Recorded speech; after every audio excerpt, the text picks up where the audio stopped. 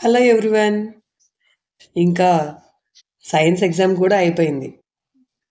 Social ఎగ్జామే నెక్స్ట్. ఈ సోషల్ ఎగ్జామ్ అనగానే చాలామంది పిల్లలకి హిస్టరీ అనేది చాలా పెద్ద మిస్టరీ.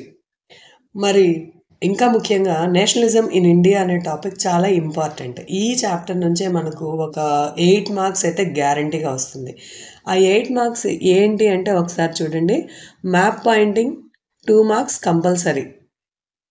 నెక్స్ట్ ఒక 5 మార్క్ క్వశ్చన్ కూడా మనకు ఈ చాప్టర్ నుంచే ఎక్స్పెక్ట్ చేయొచ్చు. ఖచ్చితంగా 2 బిట్స్ ఉంటాయి. సో చూడండి, 9 మార్క్స్ మనకు నేషనలిజం ఇన్ ఇండియా నుంచే వస్తాయి. సో ఎట్టి పరిస్థితుల్లో ఈ చాప్టర్ని అయితే ఖచ్చితంగా నేర్చేసుకోవాలి. మరి ఇంత పెద్ద చాప్టర్ ఎలా చదవాలి? ఏం పర్వాలేదు, నేనున్నా కదా. ఒక 20 మినిట్స్లో ఈ చాప్టర్ని మొత్తం రివైజ్ చేద్దాం. ఓకేనా? ఒక ఏ టాపిక్స్ ఇంపార్టెంట్ అనే వాటి గురించి డిస్కస్ చేద్దాం. సో ఇంకా లేట్ ఎందుకు, welcome to maximum scoring. The growth of nationalism in India is connected with anti colonial movement. అదే యూరోప్లో అయితే formation of the nation states, right? ఆ కింగ్డమ్స్కి అగైనెస్ట్గా, మొనార్కీకి అగైనెస్ట్గా వాళ్ళు ఫైట్ చేశారు. బట్ ఇండియాలో పరిస్థితి అలా కాదు. బ్రిటిషర్స్కి అగైనెస్ట్గా ఫైట్ చేయడం జరిగింది. The sense of being oppressed under colonialism. So the Britishers, their problems might be varied, but they were suppressed under the outsiders. This has created unity among Indians. ఓకేనా? Next ఇంకా ఇక్కడ non cooperation movement, civil disobedience movement అనే వాటి గురించి డీటెయిల్డ్గా discuss చేస్తాం. So especially social groups, who were the social groups participated in these 2 movements. ఇవన్నీ మనకు షార్ట్ ఆన్సర్స్కి లేదా బిట్స్కి కవర్ అయ్యే టాపిక్స్ అనమాట. ఓకే, లెసన్ అనేది మనకు ఫస్ట్ వరల్డ్ వార్తో స్టార్ట్ అవుతుంది. ఫస్ట్ వరల్డ్ వార్ టైంలో జనాలు ఈ ఇండిపెండెన్స్ కోసం ఎక్స్పెక్ట్ చేస్తూ ఉన్నారు. But in this duration 1914 to 1918 people faced extreme hardships, forced recruitments, influenza epidemic, acute shortages of food. 12 to 13 million people have died, but still, and it has caused to famines and epidemic. No support from the British government. ఇంత కష్టాలు పడుతుంటే మనకు British నుంచి ఎటువంటి support లేకపోయేసరికి people are awaiting for a hero. At that time, Gandhiji came to India in January 1915 from South Africa. So here you can notice the picture, the movement led by Gandhiji in South Africa during 1913. ఓక్స్ rust అనే ఏరియాలో Indian workers కోసం గాంధీజీ చేసినటువంటి ఒక సత్యాగ్రహ moment. So సత్యాగ్రహ అనే ఒక నావలిస్టిక్ method తోటి గాంధీజీ మూమెంట్ని స్టార్ట్ చేస్తారు. సో దీని బేసిక్ సెన్స్ ఏంటి? ట్రూత్ విల్ ట్రయంఫ్, సత్యమేవ జయతే, అల్టిమేట్లీ ట్రూతే విన్ అవుతుంది అని చెప్పడం. Dharma of non violence would unite all Indians అని నమ్ముతాడు. Satyagraha, search for the truth. So where you are searching for the truth, you shouldn't be aggressive అనే ఒక ఫిలాసఫీ తోటి మూమెంట్ని స్టార్ట్ చేస్తాడు. ఈ ఎర్లీ సత్యాగ్రహాస్ 1917లోనే స్టార్ట్ అవుతాయి. 1917 he travel to Champaran in support of indigo plantationers. In the same year he went to Kheda, which is in Gujarat, to support crop failure peasantry groups. 1918 he reached to the Ahmedabad in support of cotton mill workers. So ఇలా చిన్న చిన్న మూమెంట్స్ని win అవుతూ జనాల యొక్క హార్ట్స్ని win అవుతూ వస్తున్నాడు అనమాట Gandhiji. So ఇదే టైంలో మనకు ఫస్ట్ వరల్డ్ వార్ కంప్లీట్ అయిన తర్వాత జనాల యొక్క డిస్సాటిస్ఫాక్షన్, ఇంకా ఇంకో సైడ్ నుంచి గాంధీజీ ఈవెన్చువల్గా విన్ అవుతూ ఒక మూమెంట్స్ తీసుకుంటూ రావడం, ఇటువంటి అన్రెస్ట్ని ఆపడం కోసం బ్రిటిష్ గవర్నమెంట్ పాస్ చేస్తుంది రౌలత్ యాక్ట్. సో రౌలత్ యాక్ట్ని పాస్ చేసేది ఇంపీరియల్ లెజిస్లేటివ్ కౌన్సిల్. దీని ప్రకారం ఏంటి? Government has got enormous powers to repress political activist and also it has got power to detain any person who is suspicious for 2 years. Is this justice? Definitely not, right? So Gandhiji ఇది చాలా అన్యాయమైనటువంటి act అని చెప్పి దీనికి అగైనెస్ట్గా Rowlatt సత్యాగ్రహాన్ని start చేస్తాడు. He called for A hartal on April 6th. So ఈ రౌలత్ సత్యాగ్రహ అనేది మనకు important topic. So in response to the hartal rallies organise చేశారు, వర్కర్స్ వెంట్ ఆన్ స్ట్రైక్. ఇంకా ఏంటి, railway lines and communication lines were disrupted. Many it is all created a lot of disturbances in Amritsar region. ఇంకా local leaders అందరూ కూడా గాంధీజీకి సపోర్ట్గా నిలిచారు. So ఇదంతా control కావాలి అంటే ఫస్ట్ గాంధీజీని అయితే స్టాప్ చేయాలి. So British government barred him to entering into Delhi. Peaceful procession ఏదైతే జరుపుతున్నారో వాళ్ళపైన ఫైరింగ్ అనేది స్టార్ట్ చేస్తారు బ్రిటిషర్స్. సో ఇంకేముంది, ఎక్కడ పడితే అక్కడ banks, post offices, railway stations they were attacked. గొడవలు జరిగిపోయాయి అనమాట. To calm down all these things martial law was imposed. So who imposed martial law? General Dyer imposed this martial law. So దీని గురించి తెలియని సరౌండెడ్ విలేజర్స్ అంతా కూడా అమృత్సర్కి చేరుకోవడం, అంటే ఫెస్టివల్ సెలబ్రేషన్ కోసం. జనరల్ డయర్ ఫైరింగ్ షురూ చేయడం, ఇన్ఫేమస్ జలియన్ వాలాబాగ్ మసాకర్ అనే ఇన్సిడెంట్ చోటు చేసుకుంటుంది. వైలెన్స్ని చూడలేక Gandhiji called off the movement ఆపేయడం జరుగుతుందన్నమాట. ఈ ఇన్సిడెంట్స్ అన్నిటితోటి గాంధీజీకి అర్థమైంది ఏంటంటే ఈ మూమెంట్ అనేది టౌన్స్ వరకే పరిమితమైంది. It is not a mass movement. అందరూ దీంట్లో ఇన్వాల్వ్ అవ్వట్లేదు. అసలు ఎక్కువ మందికి ఇది ఎలా మూమెంట్లో పార్టిసిపేట్ చేయాలో తెలియట్లేదు. So first lacking of unity, Hindu, Muslim, varnas ఇలా డిఫరెన్సెస్ ఎక్కువ ఉన్నాయి, యూనిటీ షుడ్ బ్రింగ్ అవుట్ అనే ఆలోచన మొదలైందనమాట. అప్పుడే మనకు ఖిలాఫత్ ఇష్యూ అనేది ఒకటి రేజ్ అవుతుంది. ఖలీఫా అంటే Ottoman emperor. Okay, first world war ఎప్పుడైతే ఎండ్ అయిందో ఈ ఖలీఫా పైన హార్స్ పీస్ ట్రీటీని ఇంపోజ్ చేయడం జరుగుతుంది. దీని ప్రకారం టెంపరల్ పవర్స్, ఖలీఫా యొక్క టెంపరల్ పవర్స్ని రద్దు చేయడం జరుగుతుంది అనమాట. సో ఇన్ సపోర్ట్, ఈయనకు సపోర్ట్గా ఖిలాఫత్ కమిటీ అనేది మార్చ్ 1919లో ఏర్పడుతుంది. ఓకే, ఈ కమిటీని ఏర్పాటు చేసిన వాళ్ళు మొహమ్మద్ అలీ ఇంకా షౌకత్ అలీ. 1920 September Calcutta session. దీని పర్పస్ ఏంటి? యూనిటీ అనేది చాలా ఇంపార్టెంట్, యునైటెడ్గానే మనం బ్రిటిషర్స్ని ఫేస్ చేయగలమని convinced INC for the non cooperation movement. Okay, so ఈయన రాసుకున్న బుక్ పేరు వచ్చి హిందూ స్వరాజ్. ఈ దీంట్లో ఆల్రెడీ మెన్షన్ చేశాడు, because we are cooperating to the Britishers so that only they could able to rule us. So we need to stop supporting them అని చెప్తూ ఇట్లా ప్రపోజల్ని పెట్టడం, ఇంకా ఎలా కోఆపరేషన్ని స్టాప్ చేయాలి, boycotting titles, civil services, legislative councils, schools and colleges, government services వీటన్నిటిని వదిలేసుకోవాలి, even టైటిల్స్ని surrender చేయాలి. ఇట్లా ఎట్లా మనం ఈ మూమెంట్ని ముందుకు తీసుకెళ్ళాలి అనేది కన్విన్స్ చేయడం వచ్చి సెప్టెంబర్ 1920 కలకత్తా సెషన్లో జరుగుతుంది. దీని ఓకే, 1920 డిసెంబర్ సెషన్, ఈ 2 months డిస్కషన్ తర్వాత నాగపూర్ సెషన్లో మూమెంట్ని అడాప్ట్ చేసుకోవడం జరుగుతుంది అనమాట. ఇది మ్యాప్ పాయింటింగ్కి ఇంపార్టెంట్, బిట్కి కూడా important. Okay, September 1920 convinced for the non cooperation movement. December 1920 adopted non cooperation movement. Okay, so ఈ మనకు ఇమేజ్ బేస్డ్ క్వశ్చన్కి ఈ చరకాన్ని మీరు చూసినట్లయితే ఇది నాన్ కోఆపరేషన్ మూమెంట్ 1922లో బాయ్కాటింగ్ ఫారిన్ గూడ్స్ అనే దానికి symbol. Okay, so the next topic is differing stands within the movement. Differing stands అంటే who are those social groups అన్నట్టు. సో ఫస్ట్ టౌన్ ఏరియాలో ఎవరుంటారు? Middle class people. So they understood the strategies, boycotting strategies given by the Gandhiji very clearly. So సిటీస్లో ఇది మంచి success అనే చెప్పొచ్చు. People started boycotting everything as Gandhiji told, like lawyers gave up their services, teachers resigned, council elections were boycotted. ఇక్కడ మనకు ఒక bit ఉంది, only Justice Party took part in the council elections. ఎందువల్ల? That was a non brahmanical party and they felt that was the way of gaining power. So ఇక్కడ మనకు జనవరి 1921లో movement అనేది స్టార్ట్ అవుతుంది. Just within 1 year British economy అనేది సగానికి పడిపోద్ది అనమాట. 1 or 2 crores 57 crores డౌన్ఫాల్ అవ్వడం జరుగుతుంది. ఇంతగా సక్సెస్ అయిన మూమెంట్ కూడా కంటిన్యూ చేయలేకపోతాం. సో ఇది ఇంకో question, why the movement has gradually slow down? Alternatives ఎక్కడ మనకు? There were no alternative institutions. ఇంకా ఖాదీ, మన లోకల్ ఖాదీ అనేది వెరీ ఎక్స్పెన్సివ్. ఈ 2 రీజన్స్ వల్ల మూమెంట్ అనేది చాలా స్లో అయిపోతుంది. Okay, so how the movement in the countryside? Countryside అంటే మనకు విలేజెస్ అని అర్థం.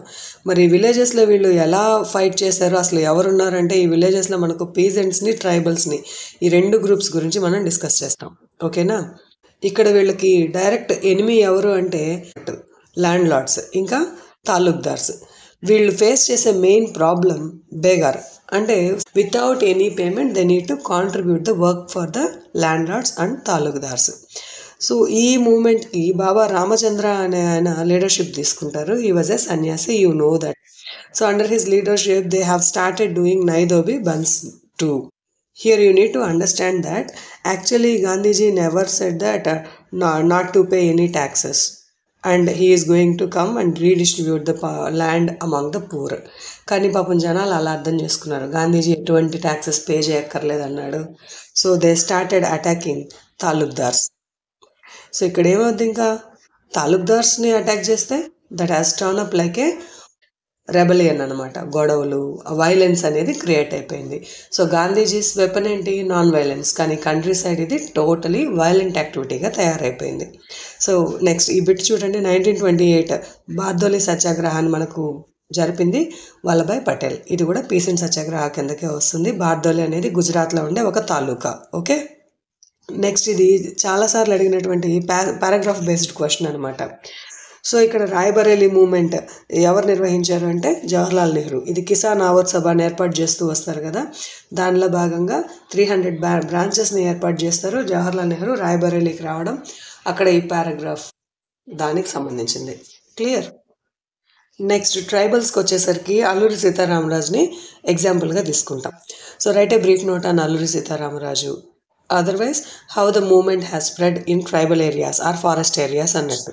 సో ట్రైబల్ పీపుల్కి ఉన్న మెయిన్ ప్రాబ్లం ఏంటి, అసలు ఈ కేసు ఎక్కడ జరిగింది అంటే ఆంధ్రప్రదేశ్లోని గూడెం హిల్స్ని ఎగ్జాంపుల్గా తీసుకుంటున్నాం. ఇక్కడ వీళ్ళ మెయిన్ ప్రాబ్లం ఏంటంటే ఫారెస్ట్ ఏరియాస్లోకి రిస్ట్రిక్ట్ చేయడం అనమాట. They were prevented entries in to the forest and they were not allowed people into graze their animals, at least to collect food and fruits. ఇది వీళ్ళకి చాలా పెద్ద ప్రాబ్లం అయిపోయింది. And moreover they need to pay taxes to the forest officers. So under the leadership of Alluri Sitaramaraju they started doing guerrilla wars. So attacking police stations and looting and killing police sahibs, these all have become more terrific to the Britishers. So ఇక్కడ మన రాజుకి మంచి following ఉందన్నట్టు. They were believed he has spiritual powers, special powers. He predict the future and he can survive after the bullet shots. ఇలా మనకు ఒక మంచి స్వామీజీ లాగా ఆయన్ని చూసేవాళ్ళు ఆ Gudem people. So whatever it might be, in 1924 Raju has captured and executed. Next ప్లాంటేషన్స్కి వచ్చినప్పటికీ దీన్ని స్వరాజ్ అంటున్నాం. యాక్చువల్లీ స్వరాజ్ అంటే మీనింగ్ ఏంటి? ఇండిపెండెన్స్. సో ఇక్కడ ఉన్న జనాలు అస్సాంలోని టీ ప్లాంటేషన్స్ని మనం ఎగ్జాంపుల్గా తీసుకుంటున్నాము. పాపం వీళ్ళు బాండెడ్ లేబర్. ఇక్కడ రూల్ ఏంటంటే inland emigration act of 1859. Inland emigration act of 1859. దీని ప్రకారం ఏంటి, they were never allowed to go out of the tea plantation, never permitted. But when they heard about the non-cooperation movement, thousands of the workers, they believed that Gandhiji told that he announced the Gandhi Raj.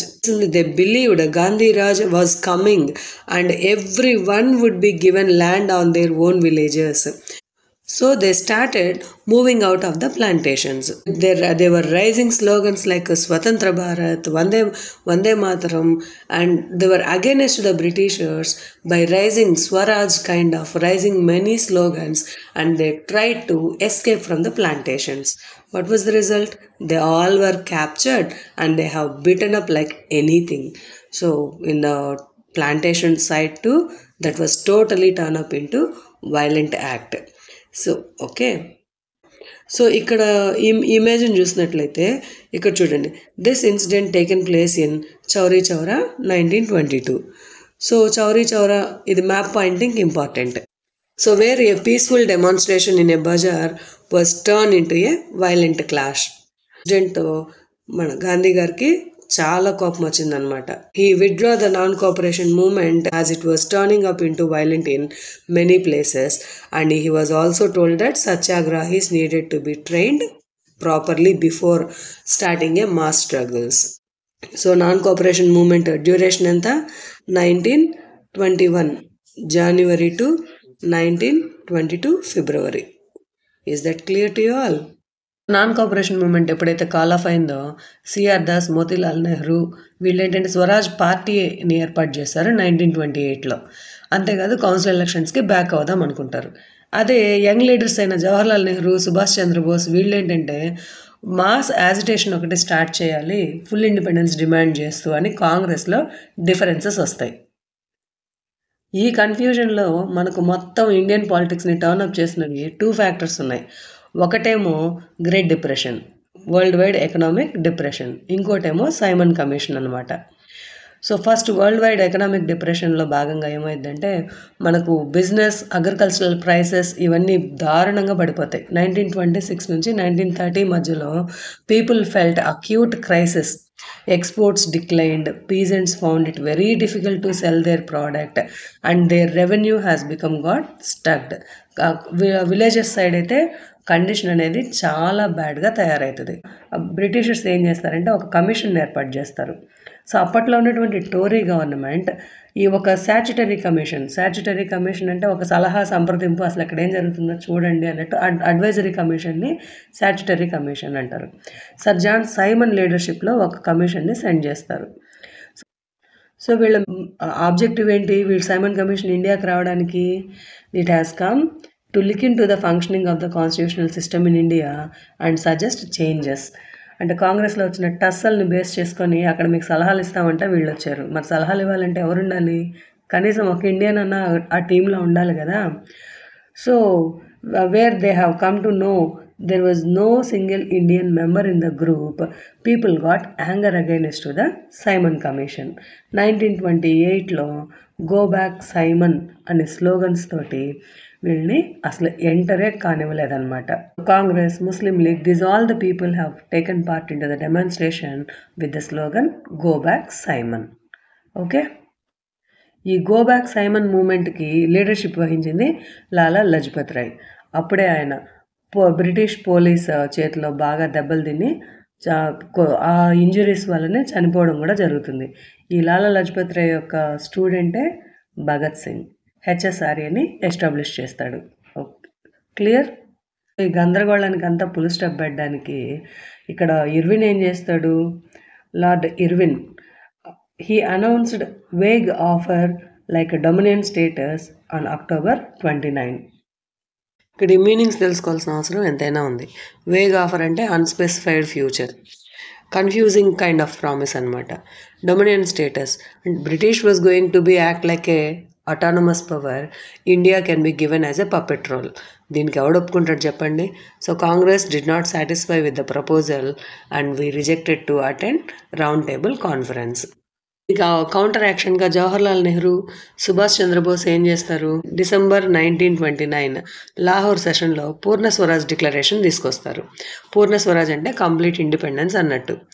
Okay, but continuous violence and great depression, వాళ్ళకి economic prosperity లేకపోవడం, ఈ స్ట్రగుల్స్తో ఏంటంటే it was attracted very little attention.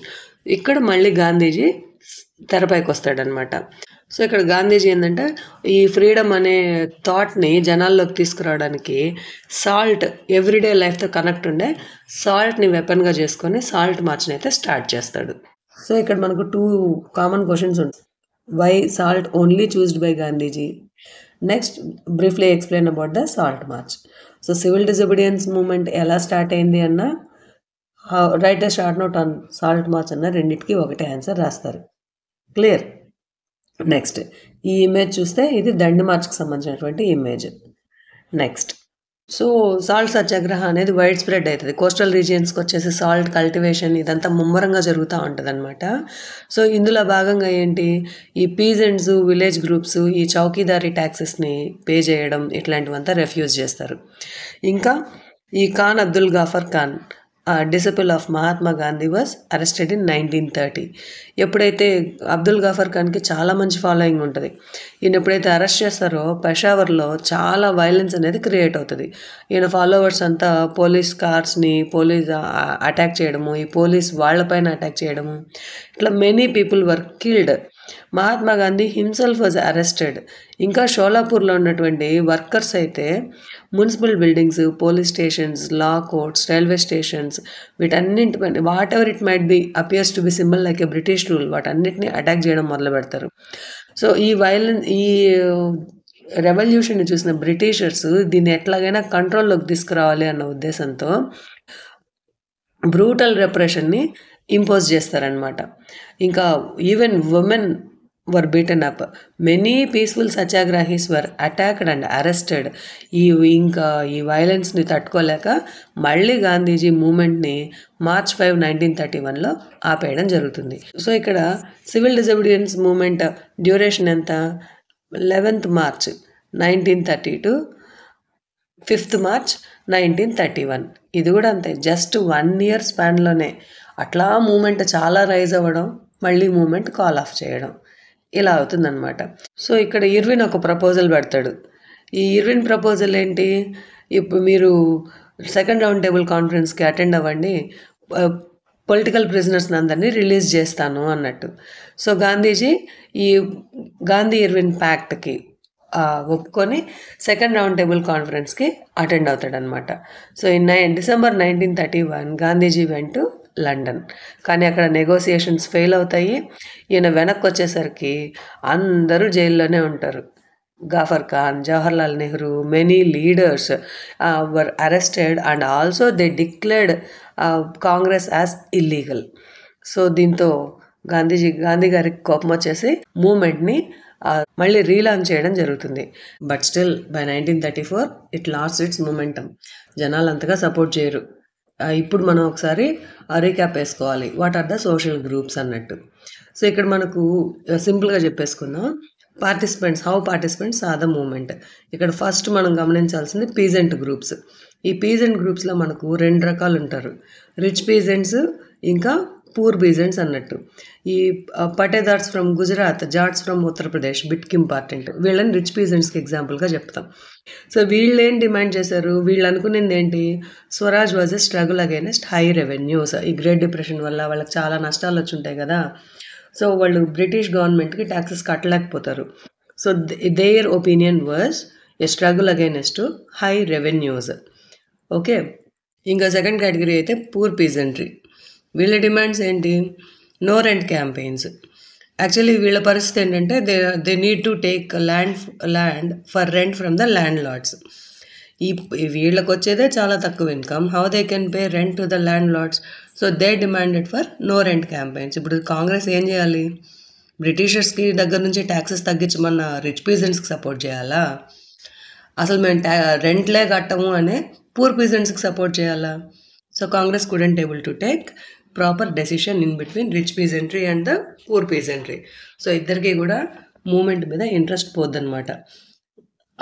That was the reason when Gandhiji relaunched civil disobedience movement in 1932. స్లోగా వీళ్ళందరూ వెనక్కి వచ్చేస్తారు. Next business classes విషయానికి వస్తే, వీళ్ళు ఫస్ట్ వరల్డ్ వార్ టైంలో ఇండస్ట్రీస్ బాగా ఎక్స్పాండ్ అయ్యాయి, మంచి మంచి ఇన్కమ్స్ తీసుకున్నారు. కానీ రాను రాను ఏంటి, చాలా రెస్ట్రిక్షన్స్ పెట్టేస్తూ వచ్చారు. ఫారిన్ గూడ్స్ నుంచి కాంపిటీషన్ పెరిగిపోయింది, right. So, they wanted protection against the imports of foreign goods and rupee value తగ్గిపోవడం, ఫారిన్ ఎక్స్చేంజ్ రేషియో తగ్గడం, దీని గురించి వాళ్ళు చాలా కంగారు పడుతున్నారనమాట. సో, వీటి ప్రొటెక్షన్ కోసము 2 అసోసియేషన్స్గా ఫామ్ అవుతారు. ఇది బిట్ ఎక్స్పాన్షన్కి important. What is ICCI, Indian Industrial Commercial Congress, దీన్ని 1920లో ఏర్పాటు చేస్తారు. FICCI 1927లో ఏర్పాటు చేస్తారు. Federation of the Indian Chamber of Commerce and Industries అనేదాన్ని. పురుషోత్తం దాస్, ఠాకూర్ దాస్, జీడి బిర్లా ఇలాంటి వాళ్ళు ఏర్పాటు చేస్తారనమాట. వీళ్ళ డిమాండ్ ఏంటి? ఈ స్వరాజ్ టైంలో మనకు బ్రిటిషర్స్ ఎక్కువ రిస్ట్రిక్షన్స్ పెడుతున్నారు నాన్ కోఆపరేషన్ మూమెంట్ మూలంగా. ఇంకా ఈ మిలిటెంట్ యాక్టివిటీస్ కావచ్చు, ఈ తగలబెట్టడాలు, ఈ స్ట్రైక్లు, కమ్యూనికేషన్ లైన్స్ అబ్రప్ట్ చేయడము, రైల్వేస్ డిస్టర్బ్ చేయడం, ఇవంతా ఇండస్ట్రియలిస్ట్కి నష్టం కదా. సో ఒక మాటలో చెప్పాలంటే they refuse it to sell or buy imported goods. ఇంకా they wanted free trade and industry would flourish without constants. ఇది రిచ్ పీజెంట్స్ యొక్క డిమాండ్. ఇంకా వర్కర్స్ విషయానికి వస్తే వీళ్ళ పార్టిసిపేషన్ కొంచెం తక్కువనే చెప్పాలి. ఓన్లీ నాగపూర్ రీజియన్లో, ఇంకా చోటా నాగపూర్ టిన్ మైన్స్ రీజియన్లో మనం చూస్తాం. వీళ్ళు బాయ్కాట్ స్ట్రాటజీస్ని స్ట్రిక్ట్గా ఫాలో అవుతారు. But Congress were reluctant to include workers' demands as part of the program of struggle. కాంగ్రెసే వీళ్ళ డిమాండ్స్ని రికగ్నైజ్ చేయదు. వీళ్ళ డిమాండ్ ఏంటి అంటే alienate industrialist, socialism influence Russian revolution socialism influence పెరుగుతుంది అనమాట. ప్రాఫిట్స్లో షేర్ కావాలి అనే డిమాండ్ లాగా ఉంటుంది. దాన్ని కాంగ్రెస్ అసలు గుర్తించదు. రోల్ ఆఫ్ ఉమెన్ అయితే ఇంకా చెప్పక్కర్లా. Thousands of the women came out of their homes to listen Gandhiji. They picketed liquor shops, right, boycotted the foreign good. ఈ బాయ్కాట్ స్ట్రాటజీస్ని చాలా బాగా ఇంప్లిమెంట్ చేశారు. అర్బన్ ఏరియాస్లో అయితే rich family women also they come out and they taken part in salt cultivation. Protest were organised by these women. మరి ఇంత చేస్తే గాంధీజీ గారు ఏం చెప్పారో తెలుసా? Giving services to the nation was a sacred duty of women. That is okay, but he convinced the main duty of women was to look after home and their children, to be as a good mothers and good wives. ఇక్కడ పాపం women యొక్క మనోభావాలు చాలా దెబ్బతిన్నాయన్నమాట. ఈ కాంగ్రెస్లో కూడా ఉమెన్కి ఎటువంటి పొజిషన్ కానీ అథారిటీ ఇవ్వలేదు. So just they were like a symbolic presence in entire movements. Limitations of civil disobedience movement. ఇక్కడికి వస్తే ఈ హై కాస్ట్ హిందూస్ సనాతనీస్ని బేస్ చేసుకొని ఇన్ని తరాలుగా హరిజన్స్ అనే వాళ్ళని బాగా నెగ్లెక్ట్ చేస్తూ వచ్చారు కదా. ఎంటైర్ సొసైటీలో వర్క్ బేస్డ్లో కానీ అంతా చాలా ఇన్సల్ట్స్ని వాళ్ళు ఫేస్ చేస్తూ వచ్చారు. Now they started organizing themselves and started demanding for separate seats, reserved seats in educational institutions as well as separate electorate in the legislative councils. ఈ సోషల్ డిజబిలిటీస్ ఏవైతే ఉన్నాయో వాటికి అగేనెస్ట్గా ఫైట్ చేయడం స్టార్ట్ చేశారు. పెద్దగా వీళ్ళది అంత స్ట్రాంగెస్ట్ గ్రూప్స్ అయితే లేవు, కానీ మహారాష్ట్ర అండ్ నాగపూర్ రీజియన్లో మాత్రం క్వైట్ స్ట్రాంగ్గా మూమెంట్స్ని స్వరాజ్ మూమెంట్ని అయితే కంటిన్యూ చేయడం జరిగింది. సో ఇక్కడ దళిత్స్కి సపోర్టివ్గా doctor B R Ambedkar depressed class అసోసియేషన్ని 1930లో ఏర్పాటు చేస్తారు. దీని ప్రకారం ఈయన సపరేట్ ఎలక్టోరేట్స్ అనే ప్రపోజల్ తీసుకొస్తారు సెకండ్ రౌండ్ టేబుల్ కాన్ఫరెన్స్కి వెళ్ళినప్పుడు. దీన్నే మనం పూనా ప్యాక్ట్ అంటాం. Poona pact happened in between B R Ambedkar and Gandhiji. So separate ఎలక్టోరేట్స్ని బిఆర్ అంబేద్కర్ డిమాండ్ చేస్తే గాంధీజీ ఒప్పుకోడనమాట. అలా కాదు, it gave the depressed classes reserved seats in provincial as well as central councils, but they were to B voted by the general electorate.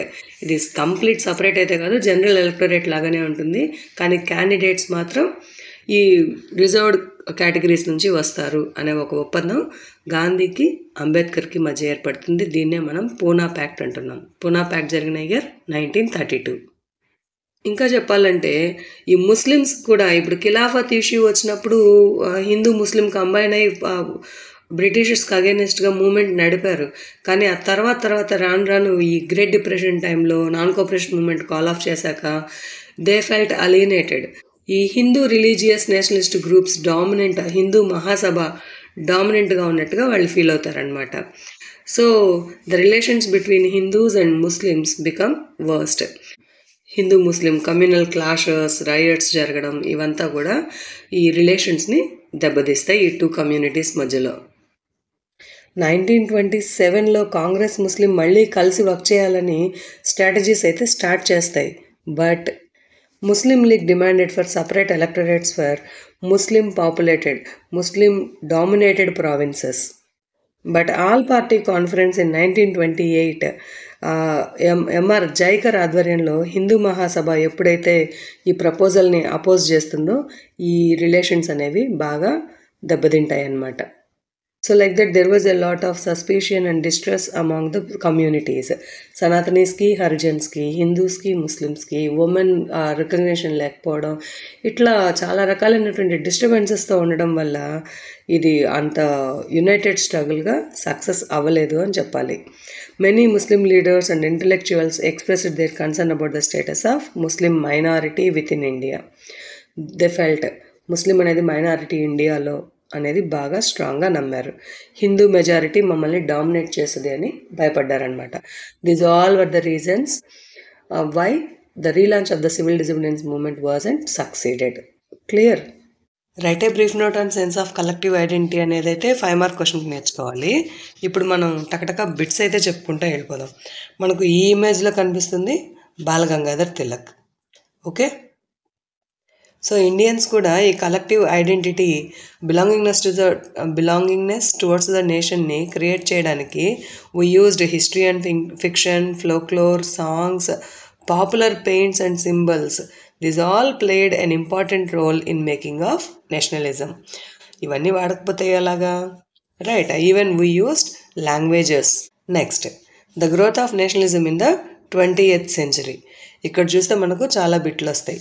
First, India was visually associated with the image of Bharat Mata, అంటే Indian allegory Bharat Mata అని చెప్పొచ్చు. First created by Bankim Chandra Chattopadhyay. ఇది క్లియర్గా అర్థం చేసుకోండి. The first Bharat Mata image was drawn by Bankim Chandra Chattopadhyay, who has written Vande Mataram. 1870sలో actually ఈయన ఆనంద్ మఠ్ అనే నావల్ని రాస్తాడు బెంగాలీ లాంగ్వేజ్లో. అందులో ఉన్నటువంటి ఒక సాంగే వందే మాతరం. ఆ బుక్లోనే ఫస్ట్ భారత్ మాత ఇమేజ్ని డ్రా చేయడం జరుగుతుంది. ఓకే, ఇక్కడ క్యారెక్టరిస్టిక్స్ ఆఫ్ భారత్ మాతాని మీరు గమనించాలి. She was portrayed as ascetic figure. She is calm, composed, divine and spiritual. Short ఆన్సర్స్కి అడిగే బిట్ అనమాట. ఆనంద్ మఠ్ నావల్లో భారతమాత ఇమేజ్ని డ్రా చేసింది బకిం చంద్ర చటోపాధ్యాయ. ఇక్కడ మనం చూస్తున్న ఈ ఇమేజ్ని డ్రా చేసింది అభినేంద్రనాథ్ ఠాగూర్. ఓకేనా, రాజా రవివర్మ స్టైల్లో అభినేంద్రనాథ్ ఠాగూర్ ఈ ఇమేజ్ని డ్రా చేయడం జరుగుతుంది. Indian nationalist began recording folk tales sung by the bards అంటే సెయింట్ అని అర్థం. Right, and they tour to the villages and they collected folk songs and stories of the legends. They believed that it is very essential to preserve folk tradition. Rabindranath Tagore himself began collecting ballads, nursery rhymes and myths. This led to folk movement. Ikkada chudali, Natasa Sastry, the first person, Natasa Sastry from Tamil Nadu, from Madras. He has written a 4-volume collection of Tamil folk tales which was known as the folklore of southern India. Clear? Inka flags, 2 types of flags ni manaku description icharu. Ee 2 types of flags manaku చాలా important. ఒకటేమో స్వదేశీ flag, ఇంకొకటి Swaraj flag. స్వదేశీ flag అనేది Bengal division అప్పుడు అంటే 1905లో use చేస్తారు. అప్పుడు ఇది try colour flag, red, green and yellow కలర్స్లో ఉంటుంది. 8 లోటసెస్ ఉంటాయి which is representing British India. ఇంకా ఒక క్రెసెంట్ మీన్ కూడా ఉంటుంది, ఇది హిందూ ముస్లిమ్స్ని రిప్రజెంట్ చేస్తూ. అదే 1821లో మనకు 1821 అంటే NCM నాన్ కోఆపరేషన్ మూవ్మెంట్ టైంలో మనకు వచ్చిన ఫ్లాగ్ స్వరాజ్ ఫ్లాగ్. ఇది కూడా ట్రై కలర్. ఇక్కడ రెడ్, గ్రీన్ అండ్ వైట్ అంటే ఎల్లో స్ట్రిప్ బదులు వైట్ వస్తుంది. రెడ్, గ్రీన్, ఎల్లో స్వదేశీ flag, red, green, white Swaraj flag. దీనికి ఏంటి క్యారెక్టరిస్టిక్స్? ఒక స్పిన్నింగ్ వీల్ ఉంటుంది which is the symbol of self reliant, self help అని అర్థం. ఓకేనా, సో ఇలా ఫ్లాగ్ పట్టుకొని మూమెంట్స్లో పార్టిసిపేట్ చేయడం ఇవంతా మంచిగా నేషనలిస్ట్ మూమెంట్ని, ఆ బిలాంగింగ్నెస్ టువర్డ్స్ టు ఇండియా అనే సెన్స్ని బాగా డెవలప్ చేసింది అని చెప్పొచ్చు. సో ఇక్కడ చూసారు కదా, మీరు ప్రతి బిట్ కవర్ చేసుకుంటా అన్నీ అండర్లైన్ చేసుకుంటా చెప్పడం జరిగింది. అందువల్లే 20 మినిట్స్లో క్విక్ రివిజన్ కంప్లీట్ చేద్దాం అనుకున్నా, but it has taken 40 minutes. No problem, ఇది 16 పీరియడ్స్ వెయిటేజ్ ఉండే లెసన్ కదా. సో అట్లీస్ట్ 1 పీరియడ్ అన్నా చెప్పుకోకపోతే ఎట్లాగా. మీరు ఎలాగో రివైజ్ చేసేటప్పుడు ఒక్కసారి వీడియో దగ్గర పెట్టుకొని, టెక్స్ట్ బుక్ దగ్గర పెట్టుకొని, బిట్స్ అన్నీ మెయిన్ ఫోకస్ పెట్టుకుంటా వచ్చేసి Rowlatt act, non cooperation movement, civil disobedience movement, women role, ఇంకా rich peasants and poor peasants, ఇట్లాంటి కొన్ని questions, national identity, collective belongingness towards the nation, ఇట్లాంటి మెయిన్ క్వశ్చన్స్ని బాగా చదివేసుకోండి. All the very best. 80కి 80 మార్క్స్ రావాలి కదా మరి సోషల్లో. సోషల్ లాంటి ఈజీ సబ్జెక్ట్లో కూడా 80 ఆన్ 80 రాకపోతే ఎట్లా? Okay, go ahead. మర్చిపోయా, మీ ఫ్రెండ్స్కి షేర్ చేయండి, లైక్ చేయండి, ఇంకా ఏ చాప్టర్ కావాలో కమెంట్ పెట్టండి. అయినా లాస్ట్లో మీకు ఫ్యూ ఇంపార్టెంట్ క్వశ్చన్స్ అయితే నేను లిస్ట్ అవుట్ చేసి పెడతాను. See you, bye.